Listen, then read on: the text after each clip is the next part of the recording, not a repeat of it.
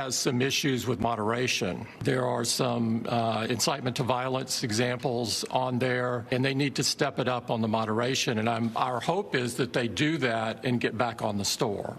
Oh, so they could get back on the store? They could? Yes, we suspended them. We did not ban them. Oh, because the CEO, as you know, he's raising issues about his right to the First Amendment. What do you say about that concern? We have terms of service for our app store, and some of those terms of service he's in violation of. All we're asking Gayle is that he meet the terms of service. It's corporate America's response to Parler. It continues today, Jim, as the response by Amazon to Parler's lawsuit sort of explains why they took them off of AWS, citing the company's unwillingness to remove content that, quote, plans the rape, torture, and assassination of named public officials and private citizens. No free speech for racism, no free speech for genocide, no free speech for murder. It's basically ensconced in a series of rulings by the not by the Constitution. It's not in there, by the Supreme Court. And the idea that you are inciting the death of people has always been something that the Supreme Court, well, actually about 100 years, feels. And David, when I read this stuff, this is the opposite of intel. It's not opaque. It's just the way it is. No, I mean, you're either in favor of genocide or you're against it. Agreed. I mean, this is such a unique period that we're in here for so many reasons. But one is, of course, corporations stepping up in so many different ways. But the power of AWS as a platform, the power, of course, is Facebook, very different in Twitter and the like, and YouTube to influence opinion. But the Amazon part of this, Jim, is fascinating, isn't it? I mean, I'm just curious as to how you read it in terms of what they might do in the future or decisions they might make in terms of who they are willing to host and not. Well, I think that everybody suddenly realized it can't be just a bunch of bots.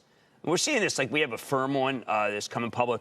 I mean, look, there's this incredible, and I mention this only because there's this incredible notion that as long as it's machines, it's honest and good. And a firm's fine. A firm is a factotum.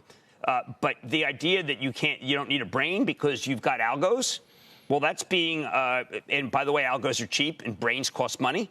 I think that that's being put to rest here now with a president who incited an insurrection. I mean, suddenly there are rules in this country.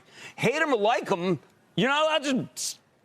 Insurrection is on the wrong side of history. It's against the Constitution. Yes. So suddenly you've got these companies, and they're waking up to the idea that they're part of the insurrection, and they can't be protected.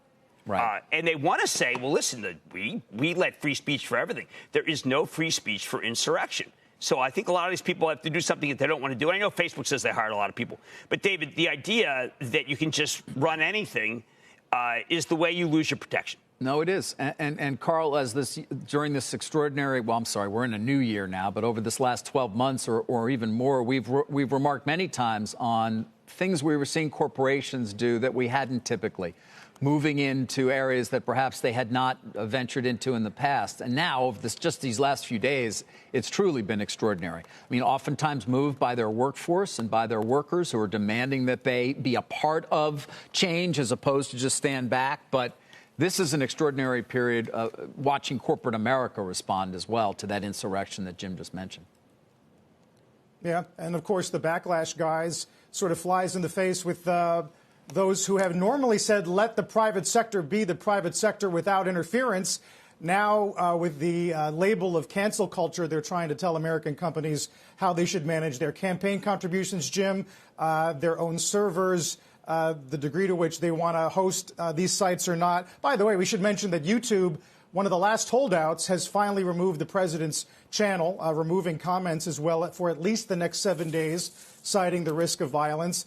And then Walmart and Disney, Jim, two of the larger companies now who've joined the list of companies who will suspend donations to those who voted to contest certification. Well, I think that this is, I love what Timothy Snyder called it this weekend, New York Times. There are people who want to game the system and people want to break the system. And if you want to break the system, then I think it's very easy. All these companies, some of them have a conscience and some of them are worried about their customers with a conscience.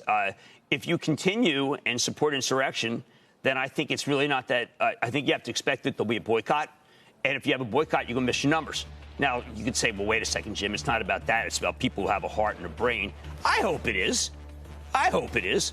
But it's about the customers. As Mark Benioff often says, it's about the customers. Customers not in favor of insurrection. Insurrection, bad. Confederacy, bad. Union, good. Lincoln. He's on the penny. Doesn't want to know. He said, where is he, Dave? Is he on a penny? Yeah, I think so. Yeah, well, he was good. Okay? Confederacy, bad. Jefferson Davis, bad. Grant, good. Robert E. Lee? Bad. Okay.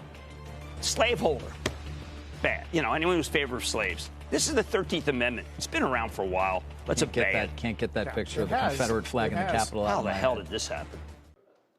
Shepard Smith here. Thanks for watching CNBC on YouTube.